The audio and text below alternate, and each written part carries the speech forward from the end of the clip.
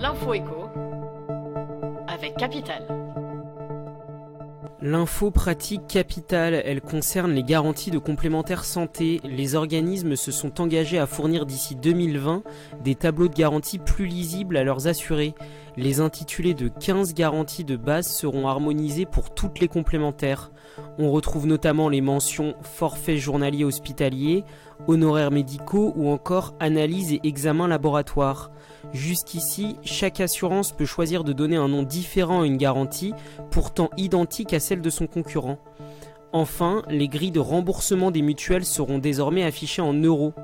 Exit donc les suites de pourcentages complexes exprimés sur la base de remboursement de la sécurité sociale ou encore sur les tarifs de convention.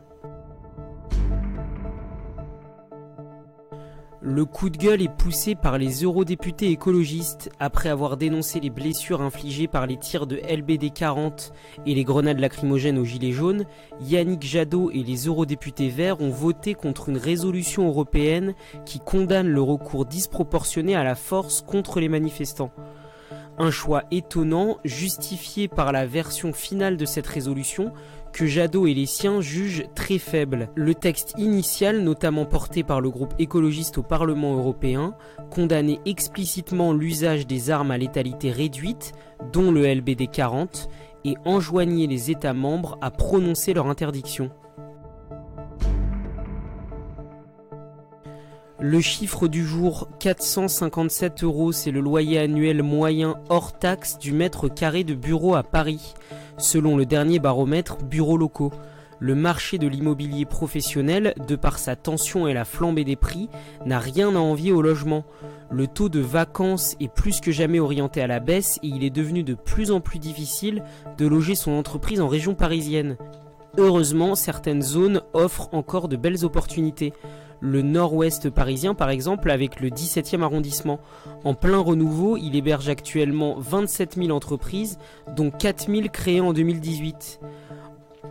Autre quartier très attractif, plus central, le 10e arrondissement, où les loyers sont jusqu'à 25% moins chers que dans le 8e, cœur d'affaires historique.